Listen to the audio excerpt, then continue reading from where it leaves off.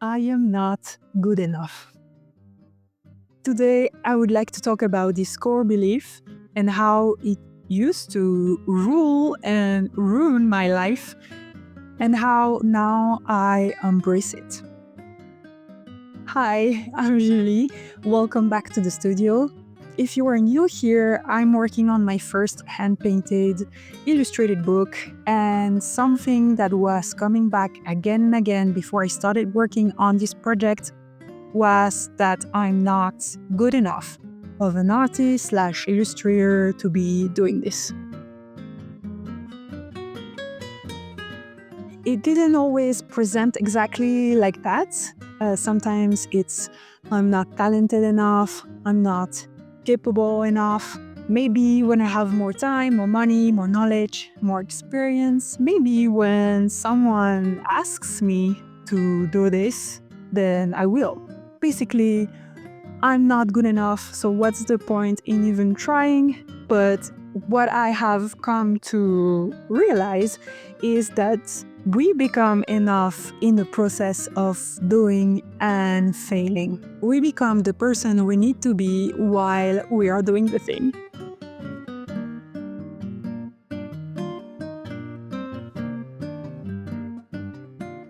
I am very aware that I have a lot to learn.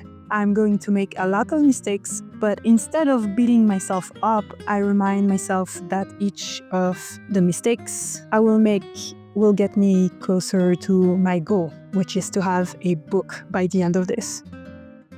I will probably never stop learning, and that excites me now.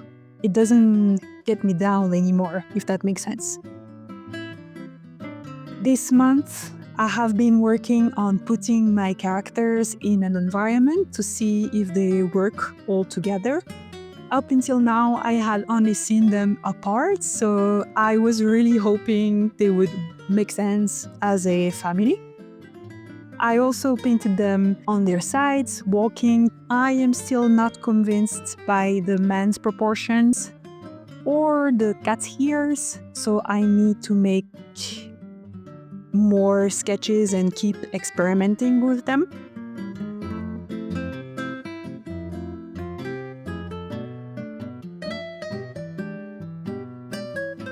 I did this other painting that would be a scene potentially that I would like in the book, but something wasn't clicking. So I had to go back to the drawing board, literally and figuratively. I started experimenting with painting the characters, which is what I'm doing now, and then painting the background separately. I will show you at the end of the video what I have done. But I think it's super promising.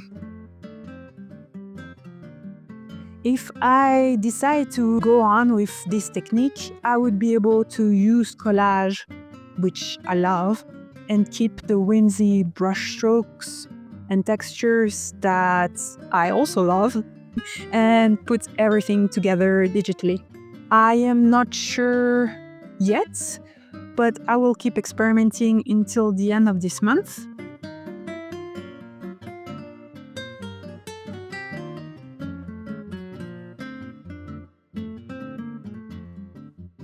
I am getting to the end of my experimentation phase. As I said in the last video about the book, I try not to stay too long in this phase. It's a big procrastination trap for me, active procrastination. And what I mean by that is that I don't procrastinate by doing nothing. I do plenty. I research, I sketch, I think, I rewrite. And all of this is really important, don't get me wrong, and it has its place. But if I let it go too long, nothing actually gets done on the project itself.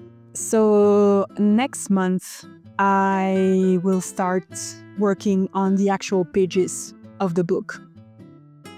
I heard this morning in a podcast, and I thought I would share with you guys the 3 P's: patience, perseverance, and planning. Patience for the project, for any creative projects you're working on, for your art and for yourself. perseverance. Basically, you can't fail if you don't give up. And planning, organized little tiny baby steps. I have a visual reminder in my studio of what I need to do, and it's in my agenda as well, just as any work I would do for someone else. That's probably a thing for another video, but how come it's so easy to get things done for other people and so hard to sit down and work on your own project? Anyway, back to what I wanted this video to be about. I don't think what I'm doing now is necessarily bad, more that it might be bad compared to what I could potentially do in the future with more experience and practice, if that makes sense. Basically, you could not be good enough of a writer to finish an entire novel today that is great and that publishers could be interested in, but you might be eventually. It all starts with typing a first and possibly very bad sentence. You could not be good enough of a painter to finish a portrait that you're proud of today, but you could be, maybe after painting 20 of them. All I'm saying is that you can never know how good you could have been if you don't first give yourself the chance to find out. As I said, I painted the background alone, and now the characters, which you are looking at, and I'll put them together. I could probably paint the mountain apart as well, but here, for the purpose of this, I painted it digitally just to try it. I will show you the rest of the experimentation in the next video, but here is a little bit of what I did this month. And in the next video, you'll probably see the first page as well. I can't wait.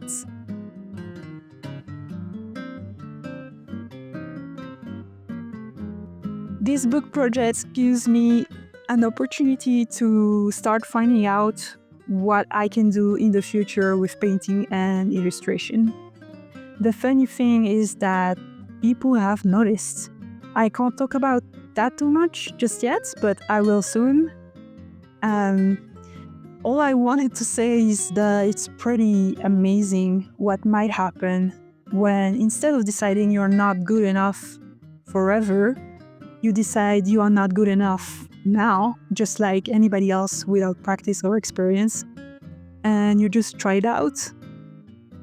So I'm not good enough yet, and that's okay. Behind all of this is, what if I'm never good enough? Well, only one way to find out. If anything, you will have a lot of fun along the way and no regret in the end. So I hope you give yourself the chance. Thank you so much for watching. Talk to you soon. Bye.